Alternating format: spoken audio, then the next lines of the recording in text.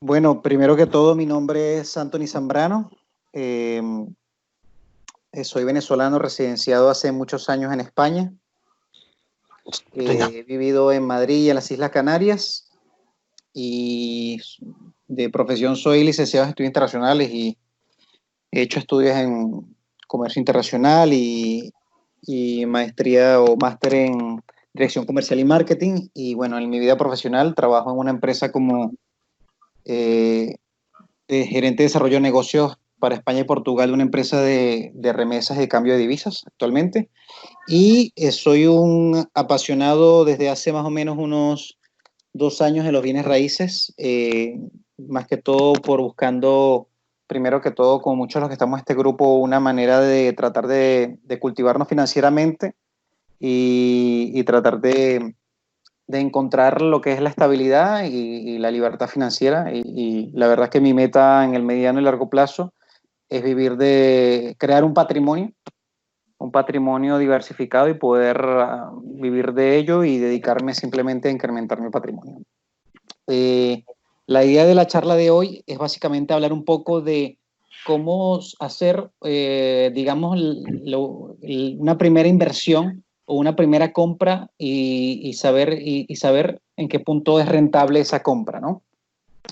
Eh, Primero, saber, bueno, un poco hablar, yo he estado colaborando con la sociedad Atanor, más o menos de sus inicios, nos conocimos desde el Meetup de inversiones y la idea de Atanor es crear un entorno donde se puedan hacer inversiones colectivas, ¿vale? Y para eso se creó esta sociedad, para poder alcanzar a lo mejor más oportunidades que no están en el ámbito de una sola persona y luego dentro de esa sociedad crear una comunidad donde podamos todas las personas con sus diferentes experiencias ir aportándonos, a unos con más experiencias, otros con menos, pero siempre con cosas diferentes que aportar, haciendo charlas que en las cuales nos pueda dar un enriquecimiento y poder sacarle provecho, ¿no?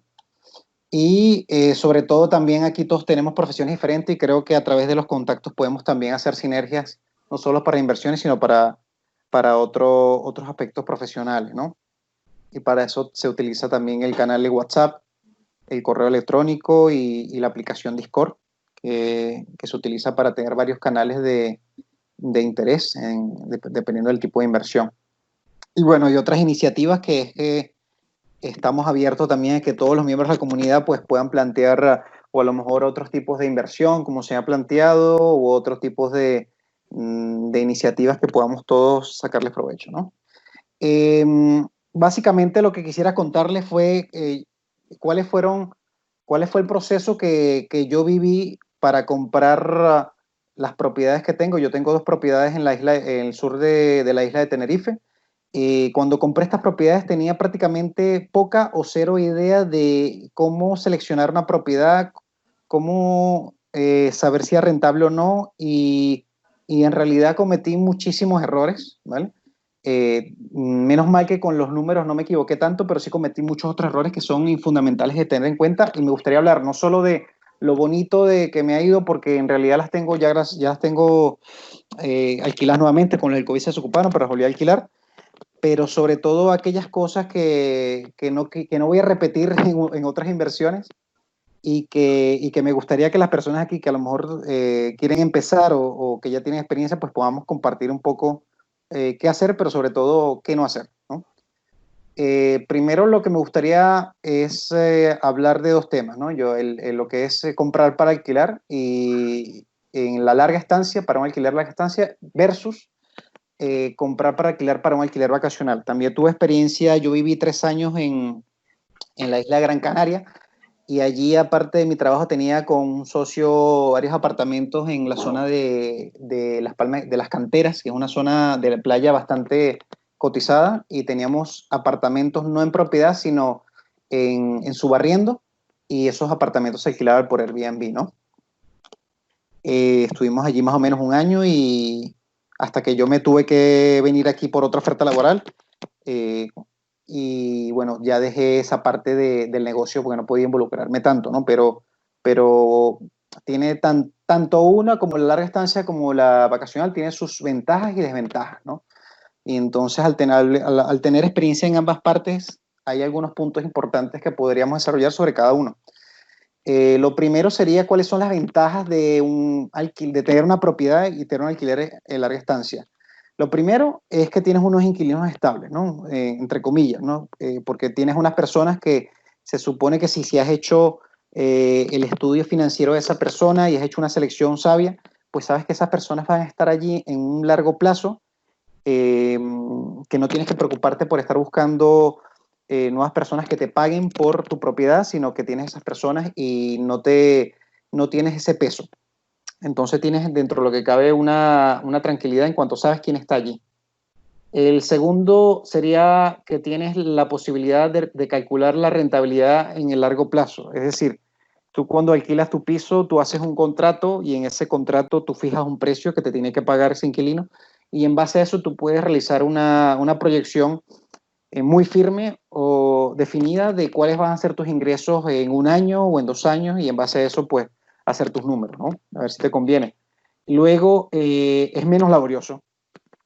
Toda inversión tiene un componente de trabajo, pero cuando tienes un alquiler larga estancia, y como es mi caso, yo manejo yo mismo mis propiedades, porque al ser nada más dos, pues todavía estoy en capacidad de hacerlo, a pesar de que estoy en Madrid, eh, simplemente porque es muy poco los problemas que te da en este sentido. Si tú tienes la propiedad al día, la mayoría de los problemas se pueden solventar llamando al seguro de hogar y el seguro de hogar acude y resuelve. Entonces, yo hasta ahora ha habido inconvenientes, pero los he podido resolver en el 100% de los casos con una llamada, ¿no? Con una llamada y estando en contacto con el inquilino. Esas son las ventajas. Vamos ahora un poco con las desventajas. La primera desventaja puede ser el tema de posibles impagos, ¿no? Y teniendo en cuenta que al igual que tú tienes un contrato que está regido bajo la ley de arrendamiento urbano, estipula que por ley te tienes que pagar si se hace un acuerdo, ¿no? Pero en la práctica, si tú no has hecho bien tu selección o si hay motivos externos, como puede ser lo que nos ha pasado con el tema del COVID, eh, se subió a nivel de España, leí un artículo, el 60% en la moralidad, en la morosidad de los alquileres a nivel nacional. Yo tuve la suerte, entre comillas, de que cuando sucedió todo esto, mis inquilinos decidieron irse. Uno me pagó una parte de una mensualidad y yo acordé con él un pago y luego el otro mes dijo que se iba y el otro también se quedó al día, pero se tenía que ir porque no podía cubrir el costo del alquiler. Entonces, yo en ese caso no tuve, pero sí conozco personas que tienen desde abril que no han cobrado alquileres y por el decreto que se ha hecho de moratoria de alquileres, pues hasta septiembre no pueden realizar ninguna acción para poder recuperar la propiedad, ¿no? Entonces, una de las desventajas es un posible impago, ¿no? No puedes controlar eso, ¿no? Luego, la disponibilidad del inmueble.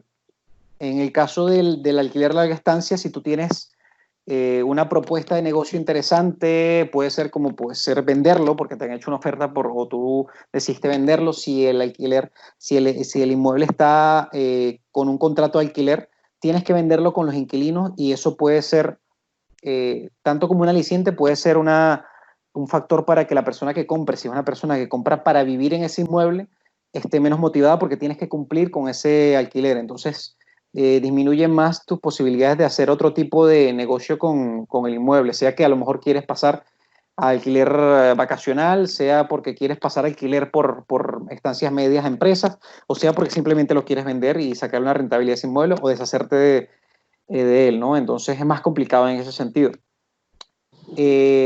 Menos rentabilidad lo pongo entre comillas, lo debía poner menos rentabilidad en el sentido si comparamos lo que podemos hacer con respecto a otros tipos de modalidades de rentabilidad tipo vacacional o incluso el alquiler por habitaciones que nos conversó en otra charla Marina, pues el alquiler tradicional en el cual tú alquilas eh, una sola unidad a una sola persona, pues puedes obtener una sola renta, ¿no? y allí no lo coloqué aquí, pero también podrías decir menos diversificación, porque una de las cosas que aprendí al comprar estas propiedades es que si vuelvo a invertir, voy a invertir con un criterio de que compre una propiedad que me pueda producir cuantas rentas más, mejor. Es decir, si puedo comprar una propiedad que tenga 3 habitaciones y no voy a querer alquilarla a una sola persona, porque voy a sacarle un rendimiento mucho mayor alquilando por habitaciones, ¿no? Y allí es cuestión de cada quien eh, quiera decidir qué cantidad de trabajo quiere hacer por la rotación que pueden tener las habitaciones o si quieres delegar eso en otra persona o empresa y tú pagarle una, una, una cuota o un porcentaje de eso como comisión por esa gestión, ¿no? Eso por el parte del alquiler larga estancia. Luego, si vamos al alquiler vacacional, las ventajas. Rentabilidad acelerada. Cuando digo acelerada es que dependiendo de la zona, dependiendo de cómo gestiones tú tu alquiler vacacional, y tú puedes obtener una rentabilidad de 3, 4, 5 veces lo que puedes obtener con un alquiler vacacional, sin duda. Entonces, se dispara la rentabilidad y sin duda puedes obtener lo que tienes en una zona donde hay mucha estacionalidad, puedes obtener en 3 meses lo que tienes en un alquiler tradicional en año y medio, que es el caso que he visto en ciertos sitios de Andalucía con amigos que han hecho Airbnb o Booking, por ejemplo, en Almería, ¿no? Que tienen 3 meses de temporada muy fuerte y se pueden sacar un, un 30-40% más de lo que podrían obtener teniendo un alquiler de un año y tienen esa capacidad de poder tener disponibilidad del inmueble el resto del año. Luego, como decía, la disponibilidad de inmueble, que en el momento que tú quieras parar de hacer alquiler vacacional, simplemente paras y puedes destinar el inmueble para otra inversión, sea que quieres venderlo o quieres alquilarlo a largo plazo, o quieres habitarlo o otra idea que tengas, ¿no? Entonces, esa es una ventaja. Y luego no tienes riesgo de impagos u ocupación, como puede pasar si tienes un inmueble en el cual tienes un inquilino que se te puede quedar en el piso y tardar en promedio un año para desalojar de manera legal a una persona, ¿no? Entonces, por allí tienes más garantías en este sentido. Si nos vamos por la parte de las desventajas del alquiler vacacional, la primera que yo diría es la estacionalidad, ¿no?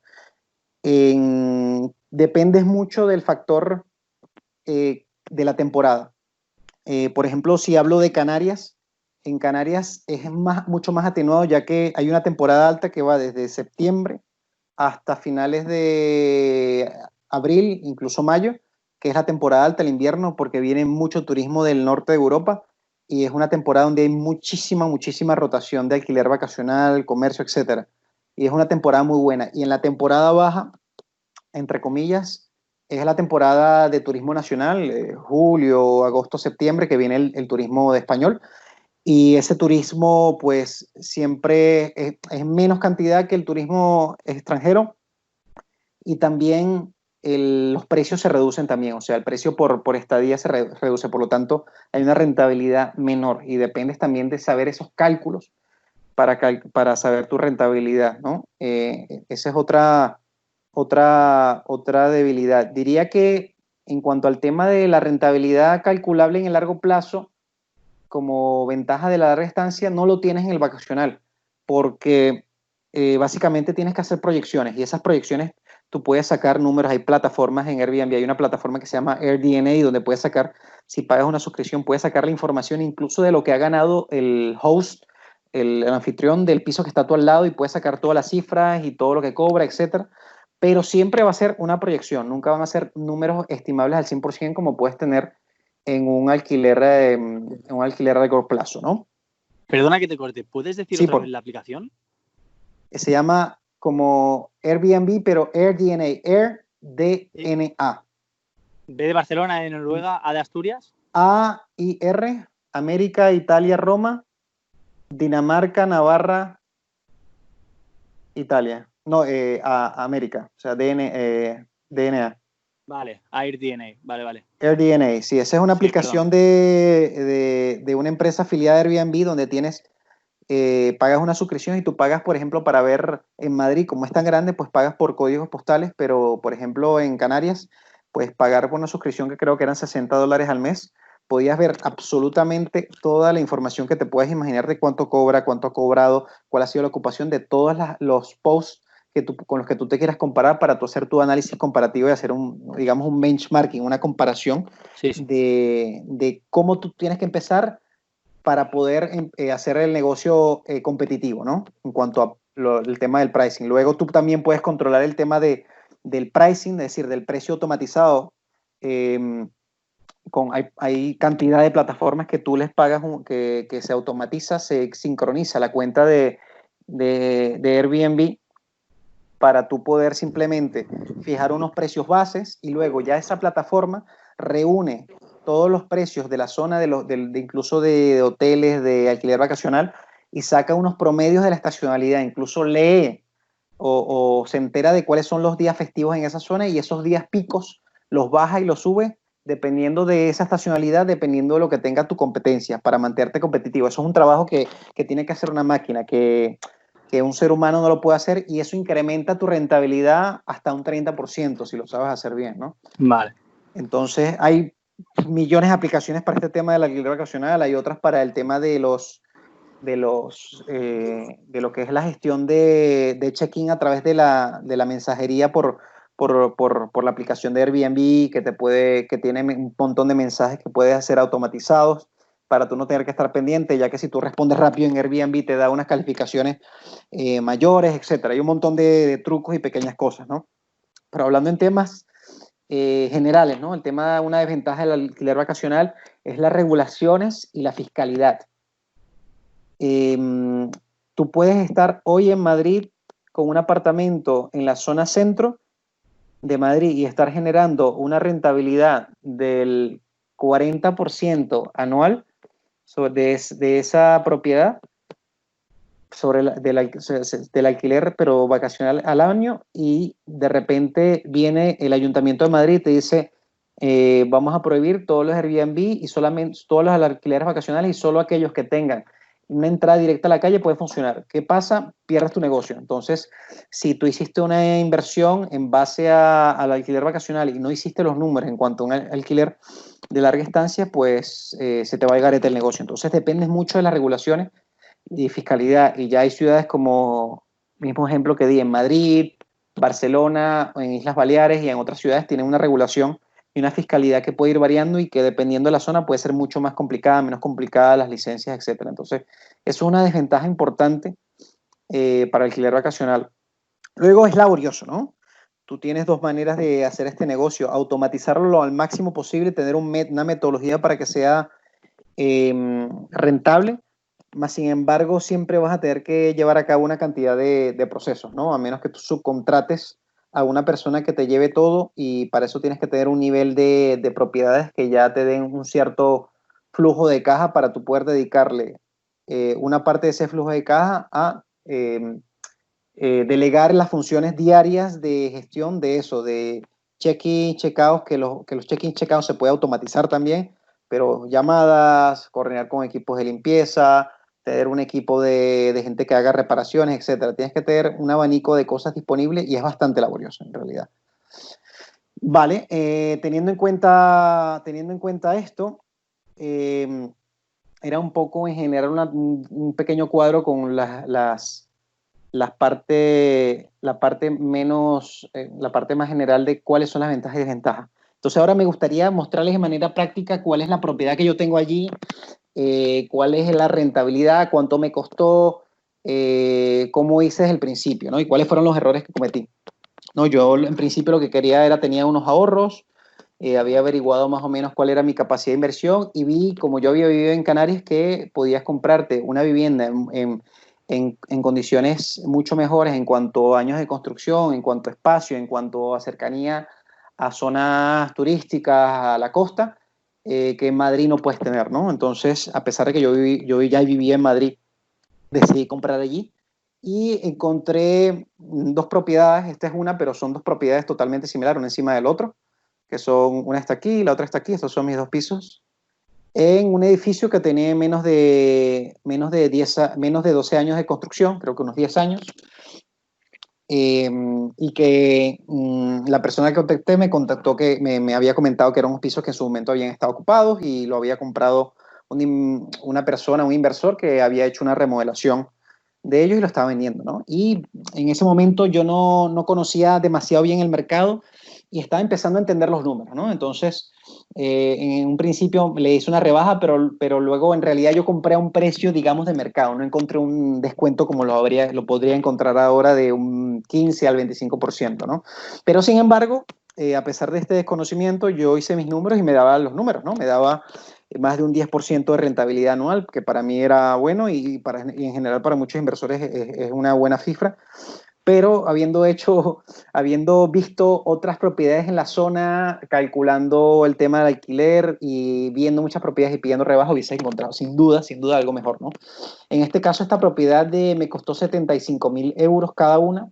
Fueron dos propiedades, me costaron en total 150.000 euros. Y lo que hice fue que yo no contaba con 150.000 euros en ese momento, sino que contaba con la cantidad para dar una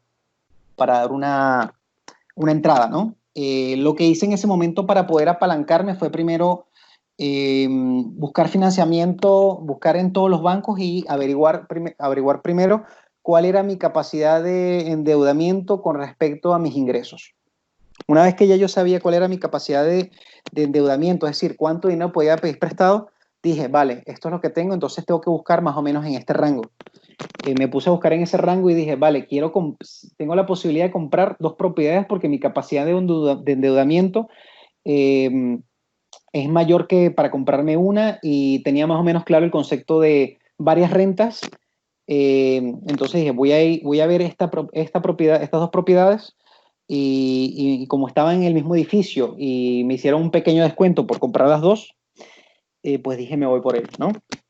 Lo que hice para poder obtener dos hipotecas al mismo tiempo fue básicamente hacer dos operaciones simultáneas. Es decir, me aprobaron metí en muchos bancos la solicitud de la hipoteca y me aprobaron la hipoteca en 3, 4 bancos, de los cuales seleccioné los que me daban en ese momento las mejores condiciones.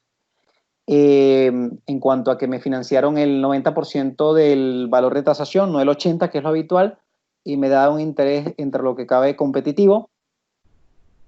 Y me habían dado una mejora en cuanto a las otras dos ofertas que tenía. Entonces, lo que hice fue que para no tener que tener las desventajas de tener una hipoteca y luego otra vez el banco hacerme el análisis financiero y que ya tienes una hipoteca, por lo cual ya tu capacidad de endeudamiento se disminuye, fue que metí las dos hipotecas, firmé todo a la vez, escrituré todo a la vez y las dos hipotecas a la vez, por lo cual no tuve ningún inconveniente para acceder a la financiación.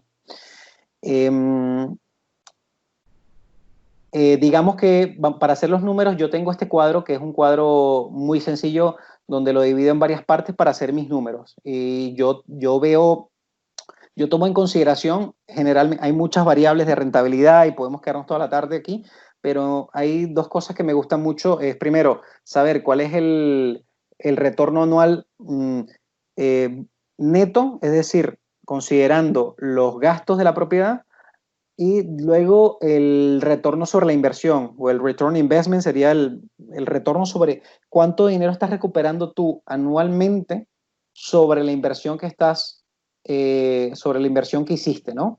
Eh, y allí yo era lo que más veía, ¿qué retorno me está dando esto sobre mi dinero, ¿no? Entonces, vamos a hacer un ejemplo, ¿no? Esta propiedad me costó 75.000, ¿vale? La alquilé en 600 euros cada una. Luego, este es un cuadro estándar que aquí tú puedes, imagínate que tengas un trastero, pues pones ingresos por trastero, ingresos por plaza de garaje, otros ingresos, pues lo que se te ocurra o que se te dé en la circunstancia y pones aquí, tengo una fórmula que me calcula los ingresos anuales brutos de esta propiedad y luego en los gastos pongo más o menos cuáles son los gastos fijos de esta propiedad de los cuales no me voy a poder escapar. En este caso, el IBI, que lo que hago es prorratear el IBI, dividirlo el IBI anual entre 12 y todos estos gastos los estoy poniendo mensuales. Es decir, yo calculo que como el IBI anual son pues 133 euros era más o menos, pues entre 11 es esto mensual. el seguro de hogar y vida y de impago, que son los que yo tengo, pues me daba más o menos esto mensual. Luego, de comunidad, este piso no tiene comunidad y luego les cuento uno de los primeros y más grandes errores que hice, ¿vale? Luego, servicios, eh, los paga el inquilino. Esto es un cuadro que tengo para alquiler vacacional, que luego les mostraré. Reparaciones imprevistos, yo calculo que más o menos de reparaciones que no cubre el seguro de impago, pues a lo mejor tendré unos 120 euros, esto puede subir o no. Luego, gestor de propiedad, esto si tienes una persona que tú te gestione la propiedad allí porque no estás y vaya a resolver temas, pues puedes calcular esto, ¿no? Esto en este caso yo lo puse, pero en realidad no lo he pagado hasta ahora, ¿vale? Entonces lo cambio. Este cuadro está totalmente automatizado, es decir, si cambio yo algo aquí, cambio todo. De hecho, sí, ahora que cambió la rentabilidad sobre la inversión al 8,32 y aquí subió. Entonces, la vacancia yo la calculo normalmente, usualmente, internacionalmente, la vacancia se calcula más o menos un 5% de una renta mensual para saber más o menos la vacancia que te puede generar. Es decir, que tú sumando esto por 12, estos 30 euros, me da unos 600 euros al año, tú calculas más o menos un mes que el inmueble esté vacío al año, ¿no? Esto me da los gastos mensuales de este inmueble, que ya son 675,38 al mes, y si lo multiplico son 785 euros al año.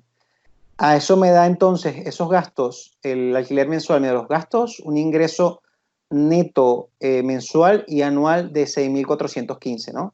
Y eso me da una rentabilidad neta, o sea, neta anual de 8 euros con 50, 8,55%, ¿no? Ojo que esto no es la rentabilidad bruta que nosotros hablamos, porque la rentabilidad bruta no te calcula ninguno de estos valores, ¿no? A mí esto me gusta más porque ya tengo una idea, porque una cosa es que tú compres un inmueble que te dé, que tú digas, oye, ¿qué número? Lo puedo alquilar en tanto, pero luego tienes una comunidad que te cobra 400 euros al mes. Luego el IBI son 400 euros porque estás en una zona muy cotizada, etcétera. Entonces, eso, si tú consideras esos gastos al principio antes de decirte hacer la inversión, es bastante importante para saber de verdad, cuánto es esa rentabilidad sobre el precio de venta anual neta, ¿no? Sin impuestos. Aquí lo único que no incluye es impuestos. Luego, como yo me apalanqué, pues incluido en este fichero, en este archivo, lo que son los ingresos netos con la hipoteca, ¿no? Para más o menos calcular luego lo que voy ganando yo de capital sobre esa inversión. Entonces aquí los ingresos mensuales, ya quitando los gastos mensuales, 534, los gastos de hipoteca, lo que pago de hipoteca por este inmueble, por el otro pago un poco menos. Este es el ingreso neto mensual, ¿vale? Que me queda a mí sin cubrir los impuestos, ya lo que le pagas a Hacienda, a papá Hacienda, y luego lo que tengo anual, solo de un piso. Para este piso, como me financié con el 90%, pues la entrada fueron 7.500, luego tuvo unos gastos de cierre, estos sí son bastante exactos, de 6.171 euros, pues lo compré como particular, y luego entre amueblar, porque lo amoblé totalmente, le hice algunos retoques, pues fue más o menos unos 4.200, 300 euros. Entonces la inversión total para comprar este piso fue de unos 18.000 euros, y la rentabilidad sobre la inversión, es decir, lo que yo recupero, el porcentaje de dinero que yo recupero sobre lo que he metido anualmente, son 16,32%. Que a mí no me parecía una mala cifra. Luego tengo aquí unos ficheros que me indican lo que se llama el retorno de capital, o en inglés se llamaría el equity paying down, el equity pay down, que básicamente es de ese valor de 75.000 euros que cuesta la vivienda, a medida que yo voy pagando la hipoteca y obteniendo rentabilidad, ¿cuál es mi retorno sobre capital? Es decir, el retorno de la hipoteca más lo que yo estoy obteniendo de ingresos. Y en el primer año obtendría una equidad, un valor, lo que yo estoy ganando sobre la propiedad de 1.675 euros, que sería un 25,64%, y luego en el segundo año un 25,83%. Y eso iría incrementándose anualmente, ¿no? Yo aquí pongo una pequeña ficha con el dato del inmueble, esto ya no está publicado, los metros cuadrados del inmueble, el precio por metro cuadrado, el contacto, el tipo de inmueble, ¿no? Esto yo hice muchos ejercicios de esto y lo seguí haciendo después cuando vine a Madrid para evaluar otras posibles inversiones, ¿no? Entonces aquí tenemos básicamente un ejemplo de rentabilidad a largo plazo. Vámonos, no sé si hay alguna pregunta hasta ahora, duda, crítica, contrariedad. Yo soy un novato como todos ustedes aquí, le estoy contando mi experiencia, así que el que tenga algún comentario, que vea algo que no le cuadra, por favor que me lo diga. Me preguntaba Román si los gastos esos, los spends, eran de ambos pisos o de uno solo mensual. No, este cuadro es de un piso. De un piso. Lo único que cambió aquí, o sea, si lo hago, lo hice por uno solo, ¿vale? Para calcular los dos, simplemente duplicar todo esto, porque los dos pisos son exactamente iguales. Y en el otro piso pago 250 hipoteca en vez de 290, básicamente. Entonces, un poquito, incluso llega al 17% el retorno sobre la inversión.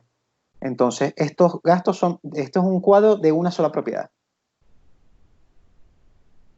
No sé si hay alguna otra pregunta hasta ahora. No. Vale. Continúo entonces. Vamos a hacer, este es el mismo cuadro, pero tomo en cuenta otros valores. ¿Vale? Lo primero es, compro una unidad la unidad me costó 75.000 y calculé una renta mensual de 1.200 euros. ¿Por qué? ¿Cómo hago este cálculo? Primero, entonces me voy al mercado. Me voy, por ejemplo, a Airbnb. Ya este es el cálculo más, digamos, burdo que tú puedes hacer, y tú te vas a Airbnb y tú pones la zona que vas a hacer tu inversión. Esto es San Isidro, Granadilla, ¿vale? Y aquí pongo huéspedes. En mi piso podrían quedar hasta 6 personas porque tengo 2 habitaciones con camas dobles y un sofá cama que es comodísimo. Entonces, 6 personas. Entonces yo aquí me puedo poner a ver en esta zona el tipo de alojamiento, un tipo de alojamiento entero, ¿vale? Y me puedo poner a estudiar la competencia. Yo quiero ponerme a estudiar los mejores de la zona. ¿Cuánto cobra el mejor de la zona? Pues, por ejemplo, yo me voy a este que está acá y me voy a fechas, y lo que hago es que coloco unas fechas estimadas para saber más o menos cuánto cobran por noche. Y aquí sé que por noche cobran estos 54, pero este es un super host, más los gastos. Entonces, este cobra alrededor de 60 euros la noche. Entonces luego me voy, hago 3 como estos de gente que tenga muy buena reputación, y luego me voy a alguno que tenga una muy mala reputación o que tenga una reputación intermedia, que no sea super host o que esté muy por debajo en la calificación, ¿no? Por ejemplo, uno que esté más nuevo, por ejemplo, este a lo mejor está más nuevo. Y lo que quiero es encontrar el precio más bajo de la zona, que yo ya haciendo este estudio eran unos entre 35 y 40 euros. Entonces, yo no quiero ser ni el más bajo de la zona ni el mejor, ¿vale? Yo quiero ser, digamos que un intermedio para tener un precio competitivo. ¿Ah? Mínimo 7 noches, ¿vale? Este te cobra incluso más, 62 euros por noche. Entonces, yo decidí que un precio estándar competitivo para empezar y ser barato para romper un poco la competencia y empezar a obtener calificaciones era 40 euros, ¿no? Y esto es un estudio burdo. Ya luego uno puede irse a páginas como les comenté, AirDNA. Espérate un momento. Y esta página, si ustedes pagan la suscripción, que te vale la pena pagarlo un mes porque es para hacer un estudio de mercado muy fijo, vale muchísimo la pena si de verdad te quieres meter en el alquiler vacacional. Vale, aquí está. Entonces, esta es una página que te da absolutamente toda la información que te puedas imaginar. Todo lo que ganan todos los hosts cerca, lo que cobran, cuál ha sido su porcentaje de ocupación, etcétera, ¿no? Entonces, aquí tú puedes poner un código postal, que por ejemplo, vamos a poner el código postal donde yo vivo ahora, que es de Madrid, ¿vale? Que es el que me acuerdo. Pero voy a poner Alcobendas, a ver si aparece. Alcobendas de España, ¿vale? Y aquí te da cierta información gratuita, pero es muy, muy limitada, ¿vale? Entonces aquí te da, por ejemplo, incluso de manera gratis, más o menos el precio promedio diario, la tasa de ocupación, el 59%, cuándo estaba más alta, más baja. Luego puedes poner cuál ha sido el revenue de la zona, ¿no? Pero imagínate que tú puedes extrapolar esto a cada uno de estos puntos que tienes en el mapa, ¿no? Entonces puedes hacer un análisis de mercado súper completo, ya si quieres hacerlo bien e invertir, lo recomiendo muchísimo.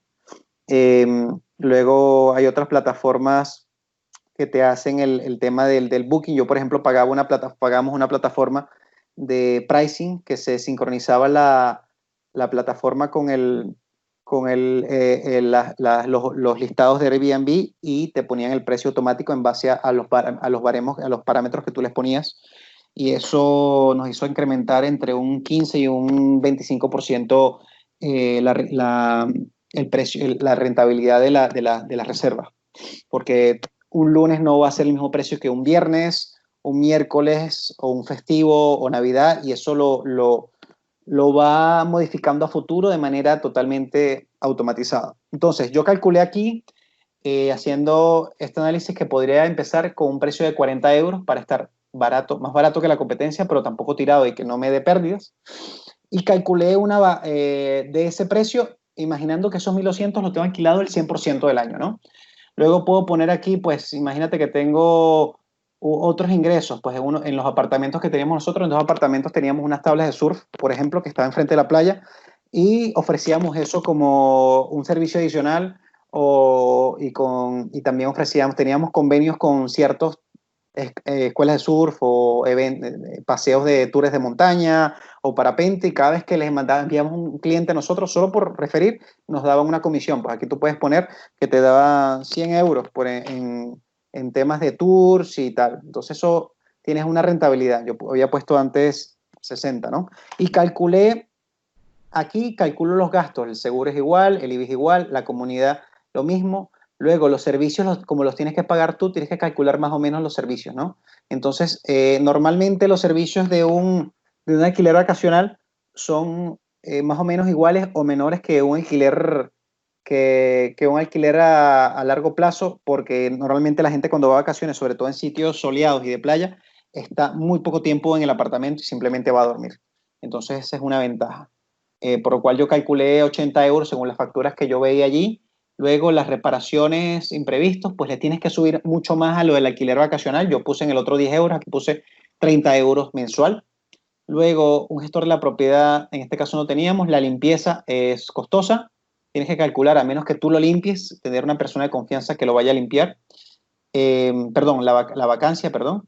Y luego la vacancia la calculé en base a un 20% de vacancia. Es decir, yo he calculado que mi inmueble va a estar ocupado al menos el 80%. Si lo haces bien, puedes tener ocupado entre el 90 y el 94-95%. De hecho, los apartamentos que teníamos nosotros ya estuvieron ocupados en su mejor momento entre el 85, nunca bajó el 85%, siempre estuvo entre el 90-91% de ocupación, ¿vale? Entonces, pero tú tienes que calcular un poco, ser conservador, para más o menos sean tus números. Lo que hablábamos antes de la desventaja del alquiler vacacional es que estas son proyecciones y números que tú no puedes controlar. Yo puedo hacer esta proyección ahora, pero viene el coronavirus y se cae el negocio. O tendría yo que este apartamento quitar el anuncio y ponerlo en el alquiler tradicional, como hicieron muchos hosts de Airbnb, o buscar alquileres de mediana estancia. Entonces, esa es una desventaja. Como se podrán fijar, los gastos fijos, esta proyección es muchísimo más alta que la otra de 60 euros, muchísimo más altas, y eso hace que tengas que tener muchos cuidados, ¿no? Sin embargo, si vemos el retorno de la inversión sobre las rentas anuales netos, es mucho más alto, un 13,35%. Luego, estos mismos datos se extrapolan aquí. En vez de un ingreso de 600 en el alquiler fijo, aquí tengo un ingreso de 834, la hipoteca la misma. Luego el ingreso neto mensual es 545, lo anualizo. También calculo los mismos datos de la entrada, de la compra y todo de la reforma. Aquí en la reforma le puse unos 1.000 euros más porque para un Airbnb tienes que poner muchos más detalles, cubiertería, sábanas, toallas, etcétera, que te cuestan un poco más de dinero. Y luego, pero como pueden ver, la rentabilidad más que se duplica. Haciendo yo aquí un análisis, digamos, conservador del negocio, ¿no? Entonces, ventajas del Airbnb, una rentabilidad increíble, pero tienes que saber también entender la fiscalidad. Por eso no puse número de fiscalidad, porque depende si ya estás dado de alta autónomo, si lo haces como particular, si eres empresa, depende de la comunidad autónoma. Hay comunidades que tienen ciertos impuestos especiales, entonces hay que hacer un estudio pormenorizado de donde lo hagas y tener bien claros los números. Yo en este momento, personalmente, no volvería a hacer alquiler vacacional de una propiedad, primero porque hay una inestabilidad total en esta, te da mucha inestabilidad en cuanto que tienes ese gasto operativo que tienes que estar manejando, y a menos que tengas un volumen muy importante de propiedades, a partir de 6, 8, 10 propiedades en alquiler vacacional, no te va a compensar pagar a la persona para que te haga el trabajo. Porque tus ingresos van a ser muy similares con lo que le pagas a esa persona, ya se van a volver muy similares a lo que es el alquiler tradicional, y por lo tanto, y el esfuerzo va a ser mucho mayor. Entonces, esto es un poco los dos ejercicios. Los errores que cometí yo para comprar este apartamento.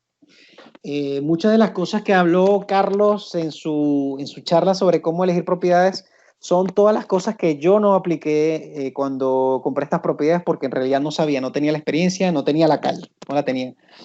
Sabía mucho manejar mis números, etcétera, veía, comparaba, llamaba, pero no tenía la experiencia de ver muchos inmuebles, hacer ofertas, etcétera, ¿no? Este inmueble me lo vendieron y yo en mi ignorancia pensé que haciendo números, oye, este inmueble como es hay varios apartamentos vacíos y tal, y no se ha hecho la comunidad porque pensé que no había nada raro allí. Uy, perfecto, porque no voy a pagar comunidad. Grave error, tú tienes que tener una comunidad que sepas que va a responder ante daños importantes del edificio.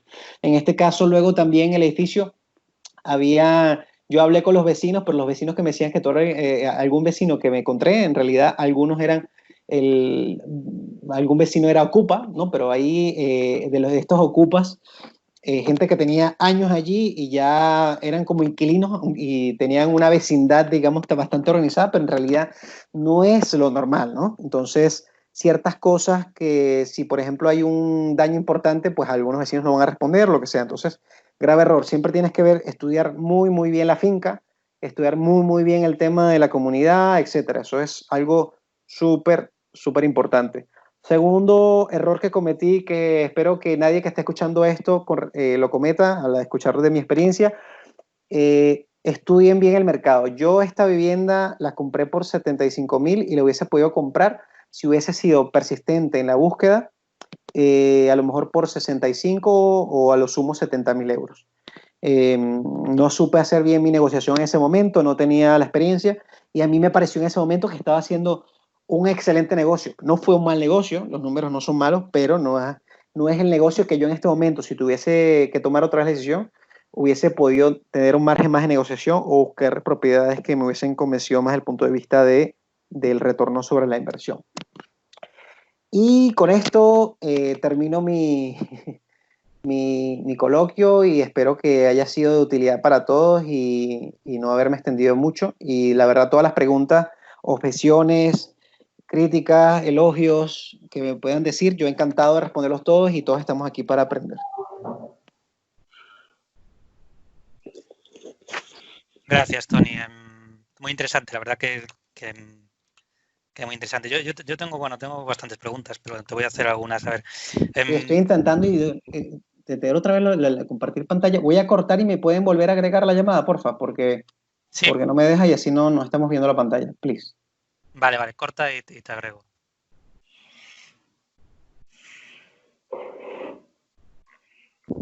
Nuevamente, perdonen, ¿eh? Ya estás. Sí. Vale, sobre el tema de la rentabilidad, he visto que cómo lo has calculado está bien. ¿No has tenido en cuenta en ningún momento lo que se puede revalorizar el piso? Quiere decir... la plusvalía. Sí, bueno, la plusvalía, claro. Sobre todo si lo vas a alquilar durante varios años, sí. Al final no sé si has hecho algún tipo de estudio sobre cuánto se puede revalorizar de aquí a 10 años o más, o no lo tienes en cuenta porque no crees que se va a revalorizar o porque lo das como un extra que viene aparte. Lo veo como un extra que viene aparte, sí, es una de las partes importantes de hacer también, es una inversión, y muchas gracias, Ricardo. es que tienes que ver, más o menos estudiar los precios de la zona, el histórico de la zona. Sí había hecho yo un vistazo de los históricos de la zona y esto es un apartamento. Todo ese edificio que está ahí, que les mostré, donde tengo mis dos apartamentos, fueron edificios que se construyeron hace muy poco y que hace 9, 10 años, cuando se hicieron, no costaban 75, sino costaban 150.000 euros, básicamente. Entonces, yo calculando eso, dije, hay un precio límite de baja en estos apartamentos. Es decir, mi razonamiento fue, más de esto, hay un límite en el cual no puede bajar más de precio y solo debería de subir teniendo en cuenta que la economía y todo esto. De hecho, los precios en la zona con todo esto del COVID se mantienen bastante similares. Obviamente habrá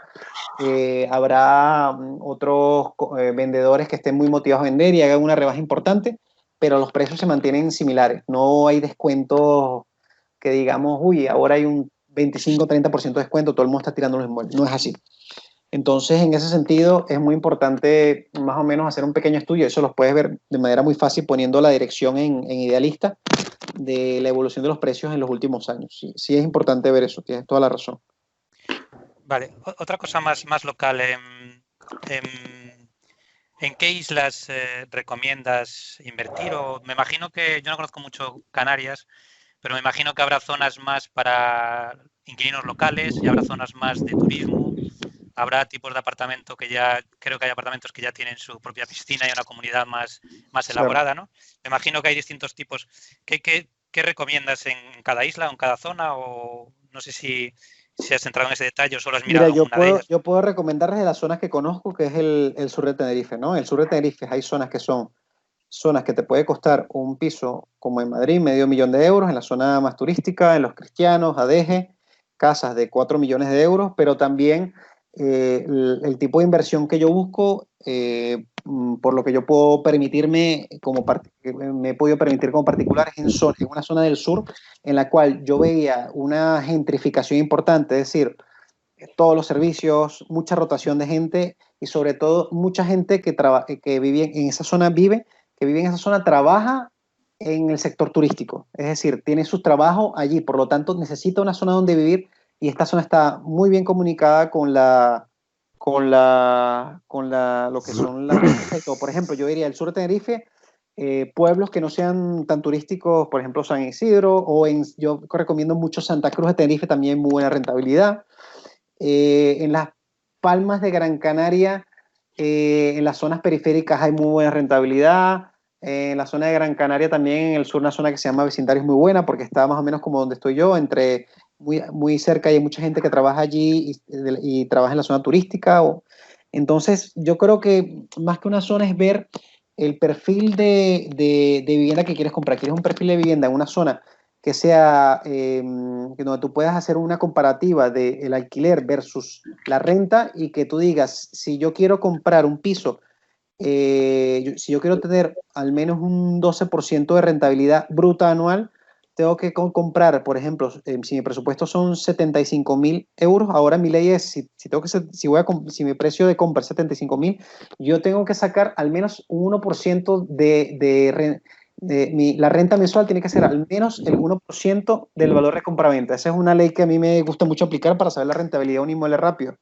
Porque ya sabiendo eso, si tengo un inmueble que cuesta 75.000 euros y las rentas que yo puedo tener ese inmueble son 750 euros, ya yo sé automáticamente que la rentabilidad es el 12% y es una rentabilidad muy buena. Entonces, esas rentabilidades no las vas a encontrar en un piso en la zona turística de las Américas, Adeje, Costa Adeje, etcétera, que son zonas espectaculares, pero que un piso te cuesta 300.000 euros y lo podrás alquilar a lo sumo en 1.500 euros. O sea, es una rentabilidad del menos del 5%. Entonces, yo más que zonas buscaría los sitios donde vive la gente que trabaja, la clase trabajadora, ¿vale? Entonces, para mí, más que una zona en particular. Sí, hay que obviamente estudiar la zona, pero es importante la gentrificación, una zona donde haya muchos comercios y que esté bien conectado. Las islas tienen algo que es la conectividad. No es en Madrid que tienes metro, tranvía, cercanías, autobuses. Allí te tienes que mover o hay autobuses que tarda. Cada hora pasa un autobús, todo conectado con autobuses, pero cada hora. Y coche. Entonces, por ejemplo, la zona donde yo compré es uno de los pocos pueblos, yo diría, sino el único pueblo del sur que está literalmente pegado a la TF1, que es la autovía principal, por lo cual te pones en muy poco tiempo en otras zonas y no tienes que coger ninguna carretera. Entonces, la conectividad es importante allí también, y por eso también hay mucha demanda y mucha rotación de alquiler. O sea, por lo que entiendo, entonces, buscas pisos con principalmente a profesionales que trabajan en el sector turístico. ¿Afecta algo la temporada? Quiero decir, cuando es temporada alta o cuando no. No igual en los afecta pisos que tú alquilas, ¿no? Sí, no, en el alquiler de largo plazo no lo afecta, porque el turismo, si haya una temporada más fuerte o no, todo el año hay turismo, en una circunstancia fuera del coronavirus, todo el año. Por lo tanto, al tipo de inquilino que busco no le afecta. Si te vas a una zona tipo Baleares, si te vas a Ibiza en invierno, pues todas las viviendas están vacías y en verano todas están ocupadas o no hay suficiente oferta de vivienda. Entonces, esa es la ventaja en Canarias, tiene esa ventaja que para mí no la tiene otro archipiélago como Baleares, que hay una estacionalidad atenuada, que te permite que la gente que vive allí y el sector turístico, que no es el único, pero es importante, puedas tener gente que trabaje todo el año. Y no haya una rotación que es que tienes 3 personas que vengan 3 meses o 4 meses y luego se vayan. Y entonces tu vacancia o el tiempo que tengas en el inmueble vacío y sigas pagando gastos va a ser mucho mayor. A nivel de impuestos o leyes, ¿hay diferencias importantes o solo para el alquiler turístico? El alquiler turístico, lo demás, como para el alquiler de estancia, igual, si eres un particular, se aplica sobre la base imponible de tu IRPF, de tus ingresos. Así que por eso no hablo de fiscalía, porque ya dependiendo de la realidad de cada uno, si tienes hijos, si estás casado, si no tienes hijos, entonces va a depender, básicamente. Pero tributa sobre el rendimiento de capital inmobiliario. Vale, y la última que tengo es, por lo que has comentado ahora, los pisos que tú has comprado son principalmente para profesionales del sector turístico. Sin embargo, has hablado de que también alquilas por Airbnb, o sea, que en los mismos pisos que tienes puedes aplicar los dos alquileres. Sin duda, en esa zona está, de hecho, estos apartamentos están a 7 minutos en coche de un pueblo uno de los pueblos más turísticos de la isla, y tiene mucha rotación. Sin embargo, no me interesa hacerlo porque necesitaría tener un equipo, estar allí y primero hacerlo, gestionarlo yo mismo y armar un equipo de gente para hacer el check-in, gente de limpieza, gente para la reparación. Gente que gestione problemas con los que puedan acudir allí en el tema que haya un problema con un inquilino y tenga que acudir en persona. Entonces, algo que en este momento no me compensa porque no quiero tener, quiero hacerlo que sea un ingreso lo más pasivo posible. No es un ingreso 100% pasivo porque siempre tienes que ocuparte de cosas cuando es de larga estancia, pero es bastante pasivo porque no tengo que estar lidiando con temas todos los días, ¿no? Pero en ese caso, sí. Sí, pero en ese caso entiendo que, o sea, que sí que hay la opción, ¿no? O sea, que sí que lo puedes sin duda. ¿Y qué inquilinos te han llegado? ¿O lo tuviste alquilado así o no?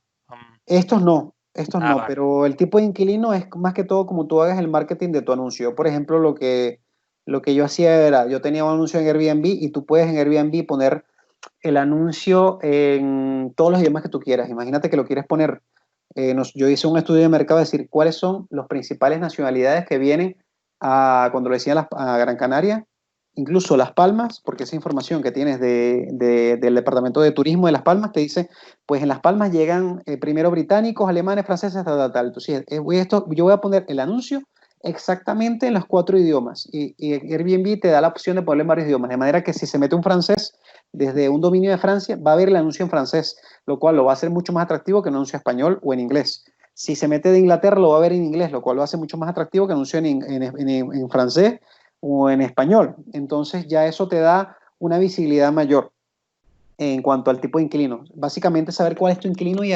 tu posible huésped, y adaptarte lo máximo posible a esa persona para que el anuncio sea lo más atractivo posible. Y ya es algo de que tú tienes que currarte las primeras 10, 15 estancias, y ya una vez que te vuelves un super host, te da una visibilidad mucho mayor, al punto que te sube dentro de las primeras búsquedas, etcétera.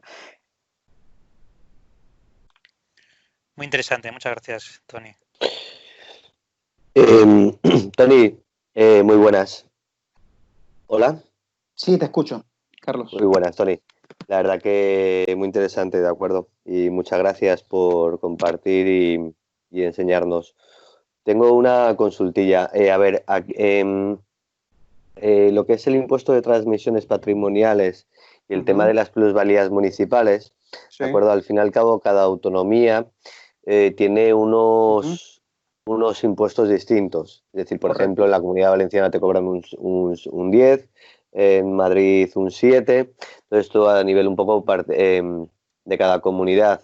Entonces, como allí en Canarias, digamos que tienen unos gravámenes distintos a lo que es el tema de la península, ¿vale? Con el tema del IVA y demás.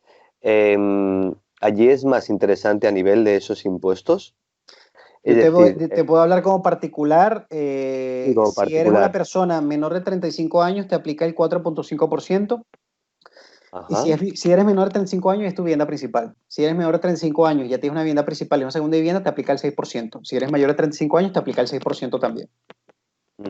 Muy básicamente. bien. Y a nivel de plusvalía no las has vendido, con lo cual no te sabría decir eso. No las has tenido que pagar, ¿no? Pero me imagino que también serán menores que lo que es a nivel de la península, ¿no?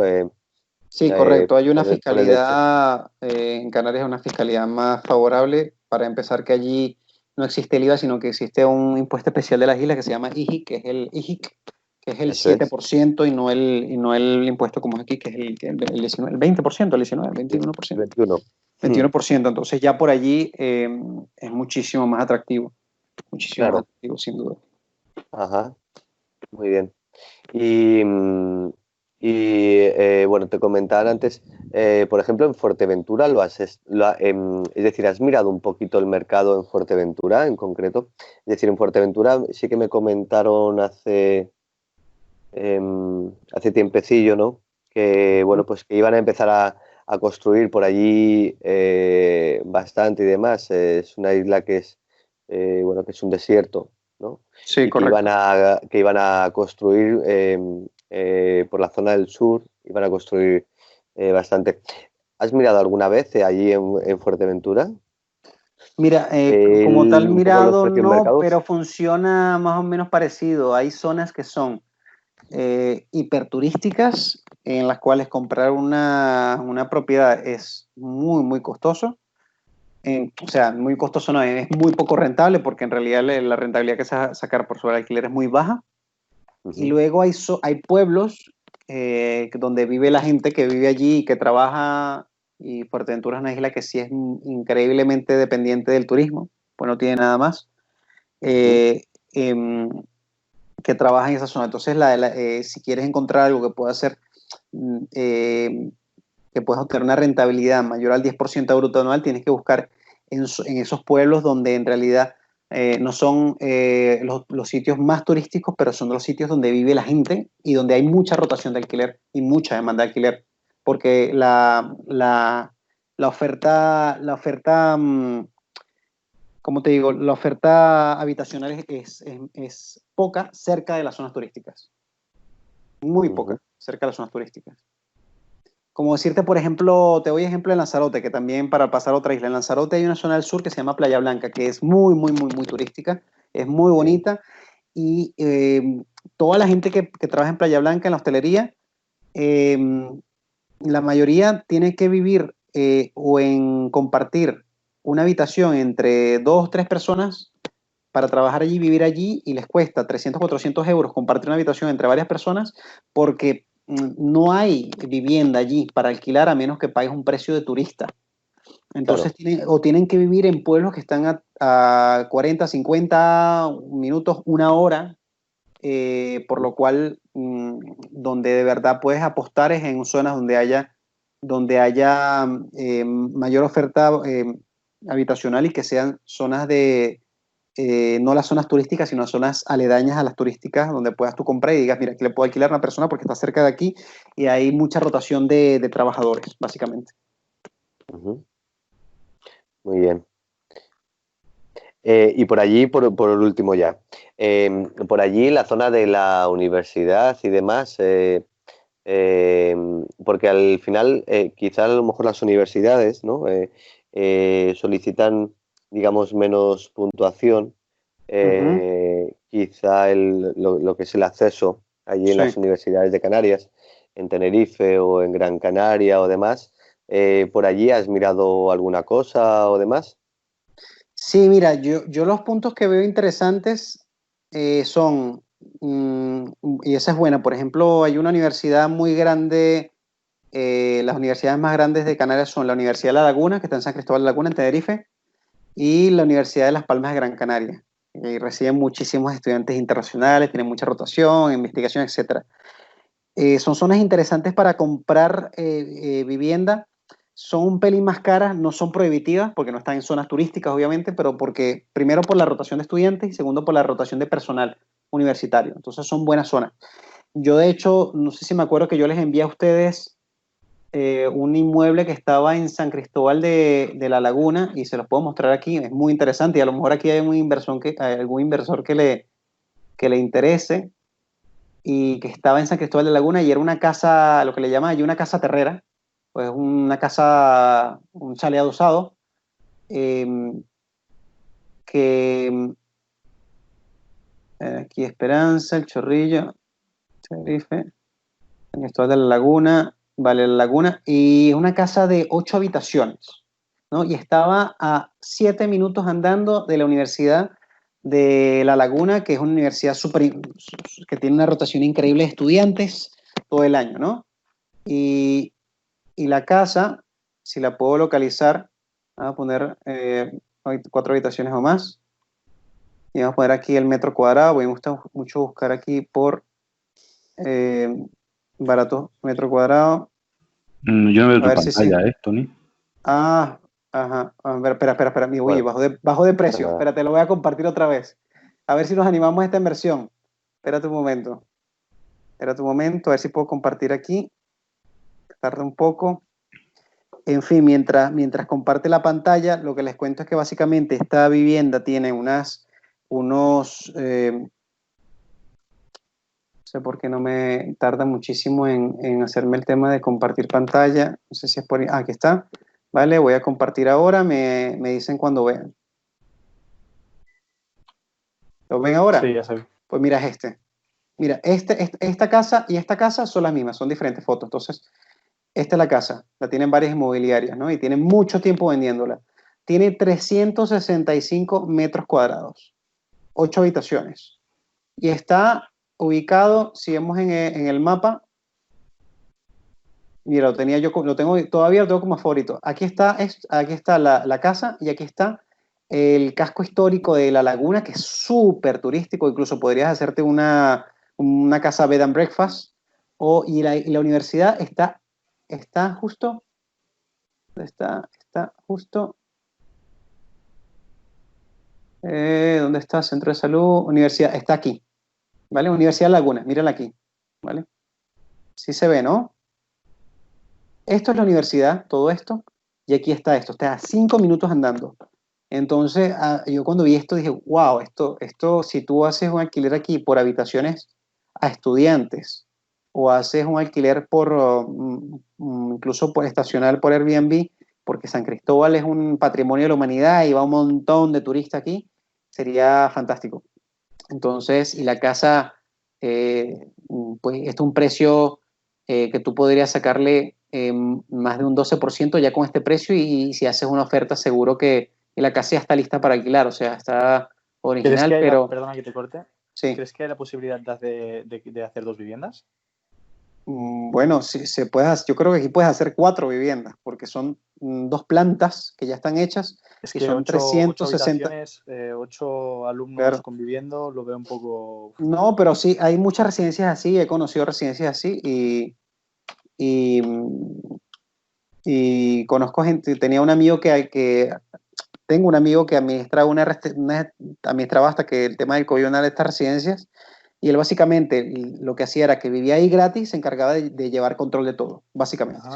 Y ahí él podía estar. Entonces, es una fórmula que utiliza mucha gente, sobre todo en hostels y en este tipo de alojamientos. Tienes una persona relativamente joven que necesite un alojamiento gratuito y le dice, mira, tú tienes estas tareas y si haces estas tareas, tú tienes un alojamiento gratuito y me controlas el tema, ¿no? Entonces, mira, tiene una parte de arriba y tal. Yo personalmente lo veo bastante interesante, la verdad. Es muy interesante, es muy interesante. Es muy interesante porque no tienes que hacer, no está nuevo reformado, pero no hace falta nada, está todo al uso, ¿no? Entonces, y es gigantesco, es un edificio, ¿no? Pero lo interesante de esto, aparte de la casa, es la ubicación, que estás a 5 literalmente minutos de la universidad más importante de la provincia de Santa Cruz, de las dos universidades más importantes de las islas, ¿no? ¿Y el alquiler de habitaciones allí, en esa zona, qué tal está? Aquí un alquiler, le puedes alquilar una habitación por 300 euros con los gastos incluidos. Sin duda. Entonces, nada, este tipo de inversiones hay muchas cosas así. Esto tiene unos 3-4 meses antes del COVID publicado y todavía sigue en venta. Es decir, que por ejemplo es un inmueble para un inversionista, pero el tema es que si no estás allí, pues tienes que organizarte bien cómo lo haces, encontrar a una buena empresa que te gestione la propiedad y que sea muy transparente con los números, pero a mí me parece una excelente inversión esta. Incluso podrías hacer una oferta, es decir, en vez de 245, te le dices, mira, 200 y cerramos el negocio ya, y teniendo en cuenta que tiene más de 6-7 meses publicado, yo te lo digo que lo aceptan. Sí, bien. Entonces, en ese sentido, pues lo que les puedo comentar. Déjame ver si puedo. Y luego al año venderlo en rentabilidad también. Es decir, al fin y al cabo puedes organizarlo por las habitaciones, tal. Sí que tendrías a lo mejor un trabajo de un tiempecillo hasta que lo organizas todo y luego venderlo con una rentabilidad bestial. Sin duda, una rentabilidad bruta anual de entre el 14 y el 16%, sin duda. Es decir, al fin y al cabo se lo compras con un 25% por debajo, claro. Lo alquilas bien y luego le pones el precio de antes. Y te ganas por todos lados. Sí, también se puede vender en rentabilidad. O sea, es que hay mucha la oportunidad es obviamente ver la oportunidad de una zona que es una zona cotizada, es una zona buena. Yo conozco esa zona, una zona muy residencial, cerca de la universidad, a 15-20 minutos caminando del casco histórico de San Cristóbal de la Laguna, que es patrimonio de la UNESCO, ya se imaginarán lo turístico que es. Entonces tiene mucha demanda. Considero que, y en el caso de que se vaya para adelante con esta operación, considero que la negociación en este caso es vital, pero vital. Claro. Está muy bien. Una pregunta que me hacía aquí Román era si eres un inversor particular que vive en Madrid y tienes inversiones en Canarias, ¿puedes beneficiarte de esa fiscalidad de Canarias o obligatoriamente tienes que ser un inversor residente de Canarias para que te aplique la fiscalidad de allí? En este caso, ni lo uno ni lo otro. Yo al ser residente en Madrid, se me aplica el rendimiento inmobiliario y sobre la base imponible de mi IRPF. O sea, se me suma lo que percibo de esas propiedades a mis ingresos totales y voy a tributar lo que tributo aquí en Madrid. Si yo viviera en Canarias el IRPF a las personas físicas es un poco más bajo que aquí en Madrid, en ese sentido. Perdón, lo contrario. El IRPF aquí en Madrid, y disculpen la rata, el IRPF aquí en Madrid es algún puntito más bajo que en Canarias. Pero no tengo no me puedo beneficiar de alguna otra cosa con respecto a eso. Lo único que podría beneficiar en tal caso es si lo hiciera como una empresa y una empresa que esté registrada allí. Pero en este caso, porque las empresas tributan menos en cuanto al impuesto de transferencias patrimoniales que una persona natural. Otra pregunta, ¿qué opinas de comprar un terreno en una zona buena y luego construir para alquilar versus comprar ya construido? Yo no compré el terreno, el edificio estaba allí, los pisos estaban allí, pero bueno, dependiendo cuál es tu capacidad de apalancarte a largo plazo, si tú tienes, por ejemplo, imagínate que hace 1 o 2 años había un rumor de que en una zona un poco más abajo donde está el pueblo donde yo tengo la pequeña ciudad donde yo tengo los apartamentos, y van a construir un circuito de Fórmula 1. Pues mira, si me dices que esa es la circunstancia, de aquí a 5 años va a haber un decreto tal, yo mañana estoy comprándome lotes de terreno allí como si me estuviese volviendo loco, y me apalanco, porque sé que esos terrenos dentro de 5 o 10 años se van a quintuplicar o se van a multiplicar por 10 su valor. En ese caso sería increíble, porque ya al tu terreno en una zona que se pueda cotizar mucho, puedes incluso aliarte con algún inversor capitalista, hacer algún proyecto inmobiliario. Pero en mi caso ahora, al yo no tener, digamos, un capital grande para construir o estar en esa situación, en mi caso particular no lo veo, pero sin duda, si para un inversor, que una constructora, un inversor que tenga un capital importante, comprar cerca de la zona de Adeje, Costa Adeje, todo eso, para comprar y para construir y vender, sí es muy rentable, sin duda.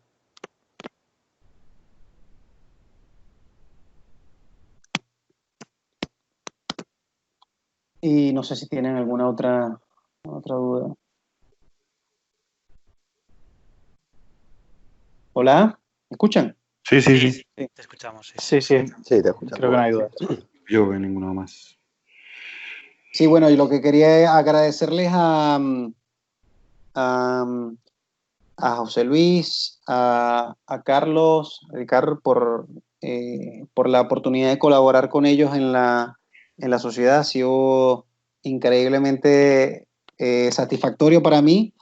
Y lo de hoy no ha sido yo no soy una persona experta, no tengo cientos de apartamentos ni nada, simplemente le estoy contando una experiencia como particular, con las cosas positivas y sobre todo las negativas, que son las que no quisiera que otra persona que esté en esta charla pueda, o que vea este video luego, pueda repetir, en realidad.